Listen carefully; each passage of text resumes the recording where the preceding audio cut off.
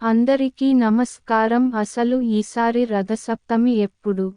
అనగా ఫిబ్రవరి 15, 2024న జరుపుకోవాలా లేదా ఫిబ్రవరి 16న తేదీన జరుపుకోవాలనా ధర్మ సందేహం చాలా మందిలో ఉంది. దాని గురించి ఈ వీడియోలో తెలుసుకుందాం. ఈశ్వరుడు నాగశుద్ధ సప్తమి రోజు సూర్యుణ్ణి సృష్టించాడు. అందుచేత ఈరోజు సూర్య జయంతిగా రథసప్తమిగా జరుపుకుంటారు. సూర్యుడు లేనిదే ప్రాణకోటి లేదు. అందుకే ఆయన విశ్వానికే ప్రత్యక్ష దైవం అయ్యాడు. రథసప్తమి రోజు సూర్యుడిని పూజించడం ఎంతో పుణ్యప్రదం. సూర్య భగవానుడికి 12 పేర్లు ఉంటాయి. అవి మిత్ర, రవి, సూర్య, భాను, ఖగ, పూష, హిరణ్య, గర్భ, మరిచి, ఆదిత్య, సవిత, అర్క, భాస్కర అనే నామాలు ఉంటాయి.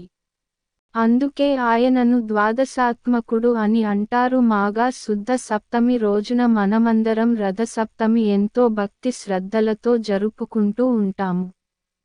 ఈరోజు అరుణోదయ వేళ స్నేక్ చేసిన స్నానజప ఆర్ఘ్య ప్రధాన తర్పణ దానాదులు అన్ని కోట్ల రెట్ల పుణ్య ఫలాలను ఆయురారోగ్యాలను సంపదలను ఇస్తుంది. రథసప్తమి అంటే సూర్య భగవానుడికి ఎంతో ఇష్టమైన రోజు. ఈరోజు సూర్యుడి పుట్టినరోజు.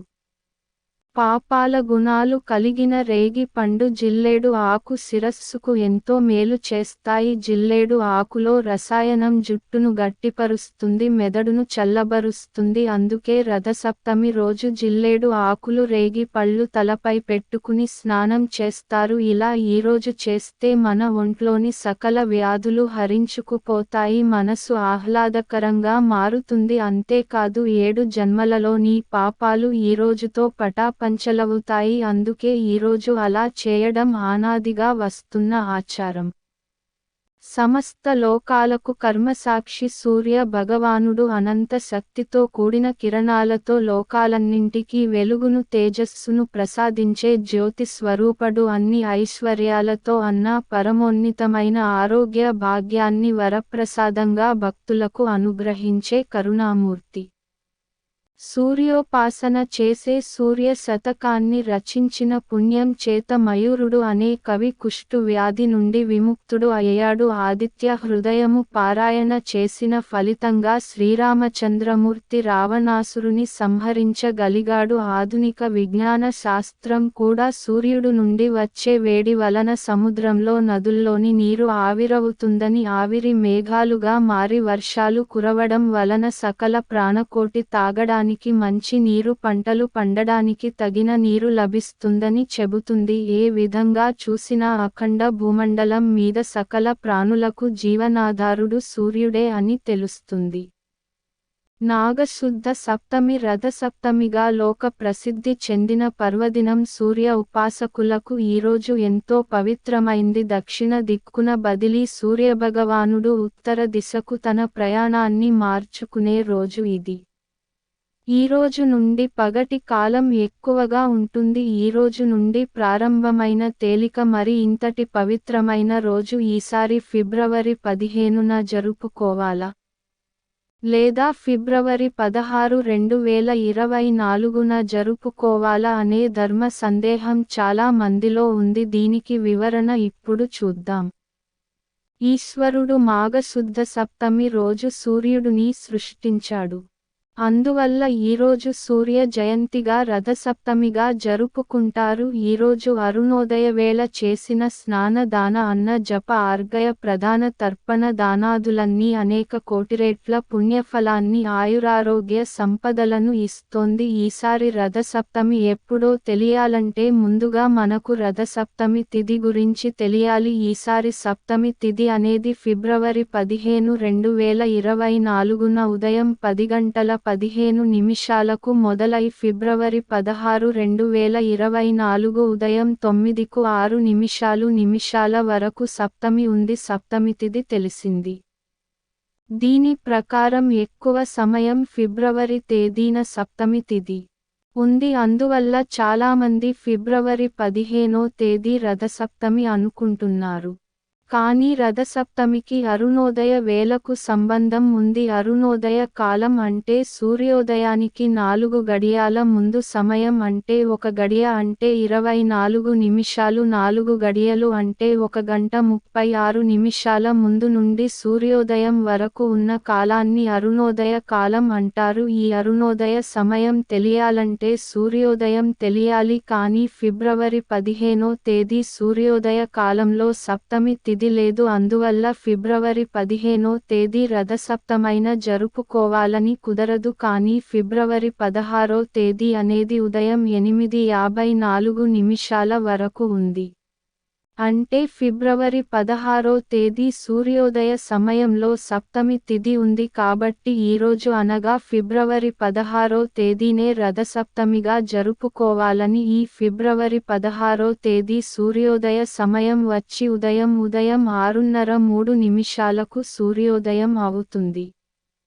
ఈ సూర్యోదయానికి ముందు 4 గడియాల ముందు కాలాన్ని అరుణోదయ కాలం అంటారు. దీని ప్రకారం ఫిబ్రవరి 16వ తేదీ అరుణోదయ సమయం వచ్చి ఫిబ్రవరి 16వ తేదీ తెల్లవారుజామున 4:54 నుండి ఉదయం సూర్యోదయ సమయం అనగా ఉదయం 6:30 వరకు ఉంటుంది. అంటే మొత్తం కాలం 1 గంట 39 నిమిషాలు ఉంటుంది. రథసప్తమికి అరుణోదయ కాలం ఎంతో ముఖ్యమైనది. ఈ అరుణోదయ కాలంలో స్నానాదులు చేస్తే కోటిరెట్ల పుణ్యఫలంతో పాటు జన్మజన్మల పాపాలు పోతాయి. ఈరోజు అరుణోదయ కాలంలో 7 జిల్లేడు ఆకులు 7 రేగి పళ్ళు తల భుజాలపై తదితర ప్రదేశాల్లో ఉంచి తల స్నానం చేస్తే 7 జన్మల పాపాలు దరిద్రం తొలగిపోతాయి. ఈరోజు తులసికోట వద్ద ఆవు పేడతో అలిగి పసుపు కుంకుమతో అలంకరించిన ముగ్గులు మీద పిడకలను కొంపటిలాగా అమర్చి దాని మీద పసుపుతో అలంకరించిన కొత్త గిన్నె పెట్టి అందులో ఆవు పాలతో పొంగలి వండాలి. ఈ క్రమంలో పాలను 3 సార్లు పొంగనివ్వాలి. పొంగలి వండిన తర్వాత చిక్కుడు గింజలను వ్రతాకారంలో కూర్చి తులసి కోటముందు వేసిన ముగ్గు ఆ రథాన్ని ఉంచి ఆ రథం మీద సూర్యదేవుని ఆవాహన చేసి వ్రతం ముందు 15 చిక్కుడు ఆకులు పరిచి వాటిల్లో ఇంతకు ముందు వండిన పొంగలి పెట్టి అంటే వీటిలో 5 ఆకులు అన్నీ దేవుడికి 5 ఆకులు తులసీమాతకు 5 ఆకులు సూర్యదేవునికి నివేదంగా పెట్టాలి. ఆదిత్య సంబంధమైన స్తోత్రాలు అష్టకాలు పారాయణం చేయాలి. సమాంతరంగా స్వాగతం ఉపచారాలతో ఆదిత్యుడికి అర్చనలు చేయాలి.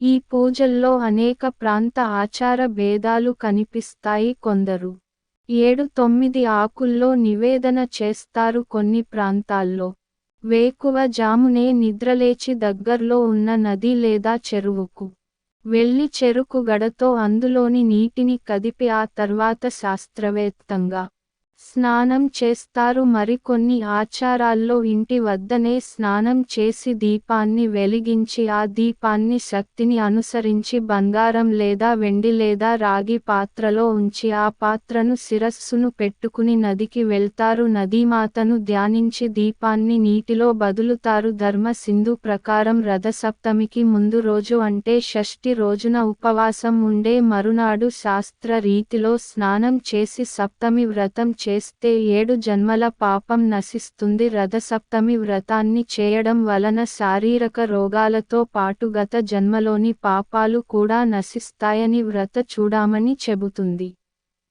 మనస్ఫూర్తిగా సూర్యారాధన వల్ల శారీరక రోగాలు నశించి ఉత్తమమైన ఆరోగ్యం కలుగుతుందని చెబుతుంది.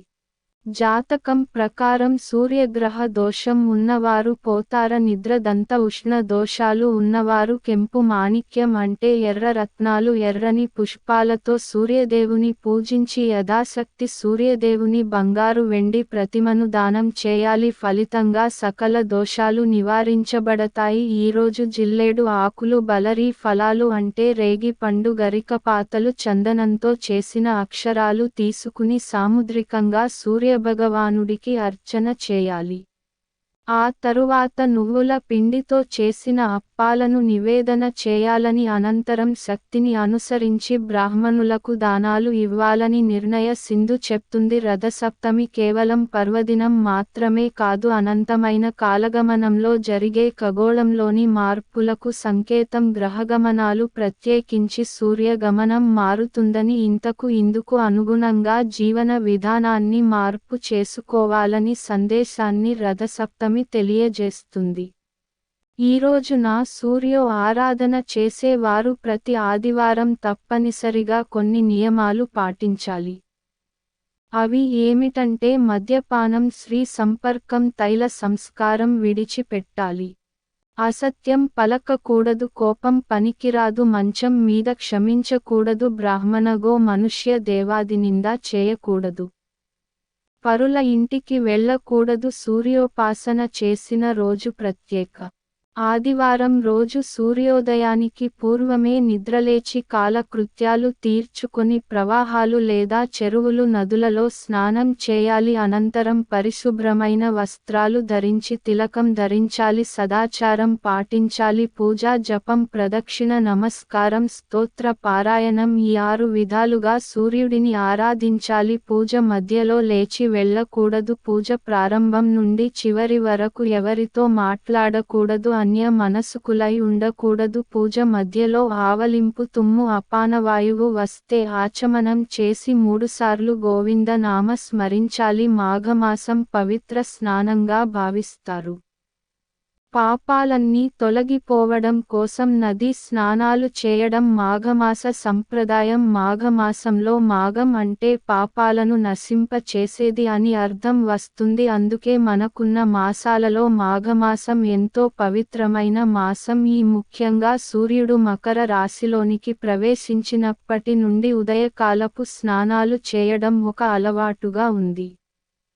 మాఘ మాసంలో ఎవరికి వారి వీలు బట్టి నది, చెరువు, మడుగు, కొలను, బావి చివరకు చిన్న నీటి గుంటలోనైనా స్నానం చేస్తే ప్రయాగలు స్నానం చేసినంత పుణ్యఫలం దక్కుతుంది. చలికి భయపడక ఉదయాన్నే నది స్నానం చేయడం ఎంతో మంచిది.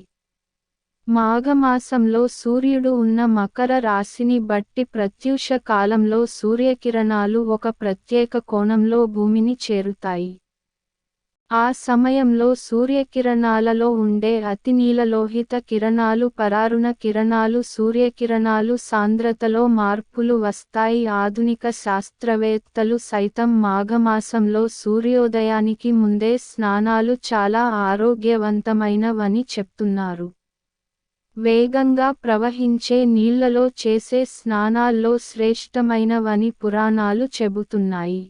ఈ స్నానాలకు అధిష్టాన దైవం సూర్య భగవానుడు. అనంతరం సూర్యునికి అర్ఘ్యం సమర్పించడం ఒక ఆచారం. మాఘ మాసంలో సూర్యోదయానికి ముందే ఇంట్లోనైనా స్నానం చేస్తే 6 సంవత్సరాల ఆగమార్షణ స్నానం చేసిన ఫలితం వస్తుంది. బావినీటి స్నానం 12 ఏళ్ల పుణ్యఫలాన్ని, తాటక స్నానం ద్విగుణం, నది స్నానం చతుర్గుణం, మహానంది స్నానం శతగుణం, గంగ స్నానం సహస్రగుణం, త్రివేణి సంగమ స్నానం నది శతగుణ ఫలాన్ని ఇస్తాయని పురాణ వచనం. మాఘ స్నానంలో దివ్య తీర్థాలను స్మరించి పాప వినాశనం కోరుతూ స్నానం చేయడం సాంప్రదాయం. స్నానం సమయంలో ప్రయాగాను స్మరిస్తే ఉత్తమ ఫలితం లభిస్తుందని విశ్వాసం. మాఘ పూర్ణిమ రోజు సముద్ర స్నానం మహిమాన్వితమైన ఫలదాయకం అంటారు. మాఘమాసంలో వేసి స్నాన జప తపములు చాలా ఉత్తమమైనవి. ఈ మాసంలో స్నానం చేసేటప్పుడు ఈ మంత్రాన్ని జపించి స్నానం చేస్తే జన్మలో జన్మల దరిద్రం, పాపాలు పటాపంచలమైతాయి. ఇంట్లో అయినా సరే ఈ మంత్రం చదివి ఈ మాసంలో స్నానం చేస్తే సకల పాపాలు అగ్నిలో పడిన దూది మాదిరి నశిస్తాయని పురాణ వచనం. ఆ శ్లోకం ఏంటంటే, దుఃఖ దరిద్రాయ నాశాయ శ్రీ విష్ణు తోసనాయిజ ప్రాతస్నానం కరోమ్య.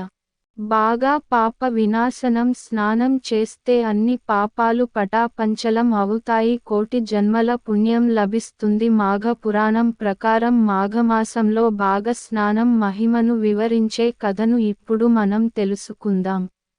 ఈ కథను మాఘమాసంలో విన్నంతనే జన్మజన్మల పాపాలు పోయి కోటి జన్మల పుణ్యం కలుగుతుంది. ఈ పవిత్ర కథను విందాం. సూత మహాముని చౌనకాది మహామునులకు మాఘమాస స్నాన మహిమ తెలియజేస్తాడు.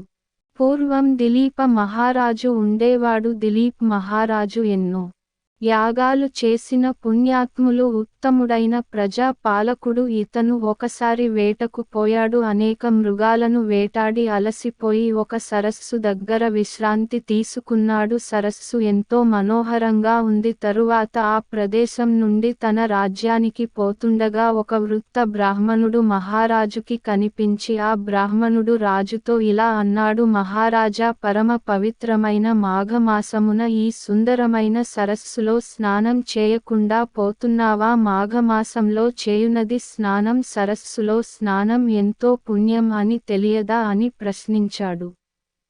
దానికి దిలీప మహారాజు మాఘ స్నానం మహిమను చెప్పమని వేడుకున్నాడు.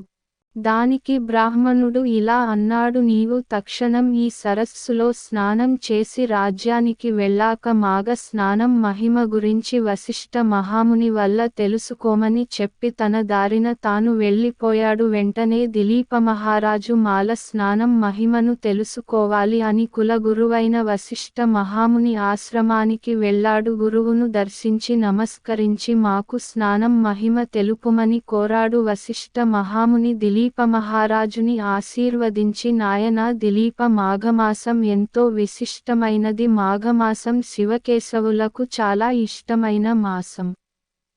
పూర్వం ఒకప్పుడు భయంకరమైన కరువు వచ్చింది. దీనివల్ల సామాన్య జనులు, ప్రభువులు, మునులు, మహర్షులు, పశువులు, పక్షులు ఎంతో బాధపడ్డాయి. అందులో మృగ మహర్షి కూడా ఉన్నాడు. అతను ఆ ప్రాంతాన్ని విడిచి పెట్టుకోవడానికి ఇష్టం లేకపోయినా కైలాస పర్వత చేనులకు చేరి తనకు నచ్చిన ప్రదేశమునందు ఆశ్రమం నిర్మించుకొని తపమును ఆచరించసాగాడు. పవిత్రం మనోహరమైన ఆ దివ్య ప్రదేశానికి గంధర్వులు, యక్షులు, కిన్నెరలు, దేవతా జాతులు వారు అక్కడ విహరించి ఉత్సవం పొందుతూ ఉన్నారు. ఒకరోజు ఒక గంధర్వుడు వారితో ప్రదేశానికి వచ్చాడు. అతను మృగ మహర్షికి నమస్కరించాడు. భృగు మహర్షి అతనిని చూశాడు.